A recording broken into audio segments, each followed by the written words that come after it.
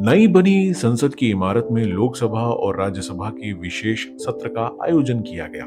विशेष सत्र के पहले दिन के कामकाज में सालों से अटका ऐतिहासिक महिला आरक्षण विधेयक कैबिनेट की मंजूरी के बाद संसद में पेश कर दिया गया। पूरी दिन चली लंबी बहस के बाद सभी दलों के सहयोग से विधेयक को लोकसभा से पारित भी कर दिया गया। बिल के समर्थन में 454 सांसदों ने वोट किया, वहीं 2 सांसदों ने इसके विरोध में अपना मत रखा। अंत में लोकसभा स्पीकर ने इस विधेयक को संसद के 2/3 से ज्यादा सांसदों के समर्थन से पारित कर दिया। यह एक ऐतिहासिक पल था। किसी भी विधेयक के पक्ष या विपक्ष में एक साथ इतने सांसद कम ही मौकों पर आते हैं। पेश किए इस बिल को नारी शक्ति वंदन विधेयक कहा गया है, जो देश की आधी आबादी की लोकसभा तथा राज्यों की विधानसभा में यानी विधायकों और सांसदों की पदों में 33% भागीदारी सुनिश्चित करेगा। हालांकि राज्य की विधान परिषदों और राज्यसभा को इसमें शामिल नहीं किया गया है। महिला आरक्षण विधेयक की अहमियत का अंदाजा इस बात से भी लगाया जा सकता है कि आजादी के बाद से अब तक महज 700 के करीब महिलाएं ही संसद तक पहुंच पाई हैं, जबकि इस दौरान 7,500 के करीब सांसद चुनकर संसद में पहुंचे। आंकड़ों के विश्लेषण से पता चलता है कि अब तक महज 10% महिलाएं ही संसद तक पहुंच पाई हैं, जबकि आबादी में उनका हिस्सा आधा या उससे अधिक है। वहीं प्रतिनिधित्व महज 10% से भी कम है। क्या आपको ये चौंकाता नहीं है?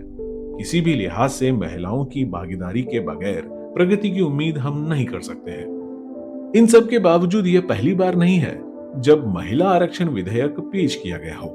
इससे पहले देश के 3 पूर्व प्रधानमंत्री ने अलग अलग समय पर इसको कानून बनाने की कोशिश की और यह 27 साल से चल रही एक लंबी लड़ाई है, जो शायद अब पूरी होती हुई नजर आ रही है। सबसे पहले इसे एच.डी. देवेगौड़ा सरकार ने संसद के पटल पर रखा था, लेकिन विपक्ष के विरोध के कारण इसे पास नहीं कराया जा सका।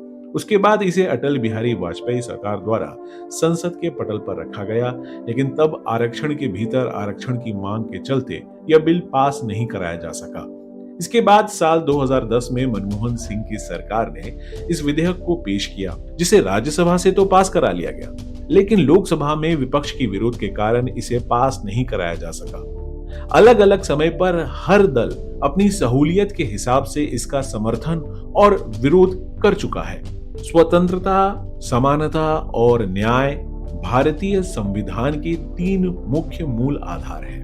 लोकतांत्रिक देश और समाज इन 3 मूल आधारों पर ही टिका हुआ है और उम्मीद की जाती है कि सरकार और नागरिक मिलकर इन आधारों की रक्षा करते हुए देश को आगे ले जाने का प्रयास करें।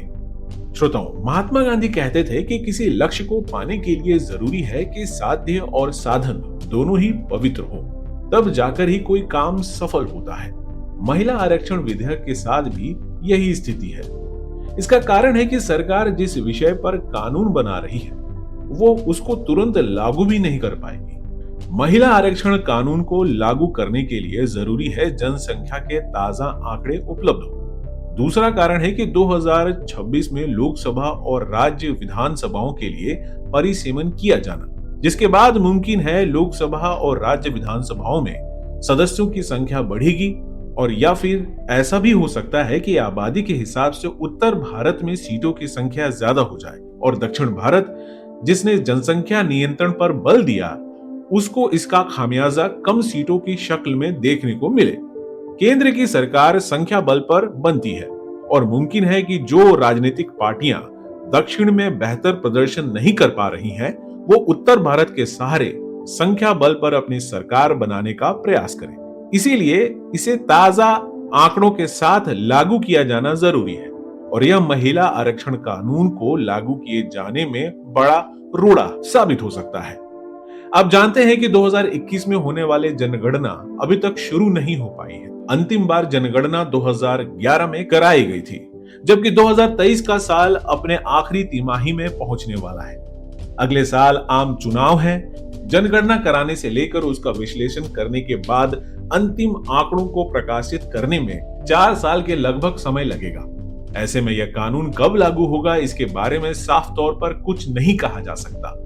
जनगणना ना कराए जाने को लेकर जो कारण है वह 2020 के शुरुआत में फैला कोविड है, जिसके कारण सभी जरूरी सेवाओं को रोक दिया गया था। हालांकि 2021 में कोविड अपने पीक पर पहुंचकर लगभग खत्म हो गया। उसके बाद भी जनगणना नहीं कराए जाने का कोई वाजिब कारण सरकार द्वारा नहीं बताया गया है।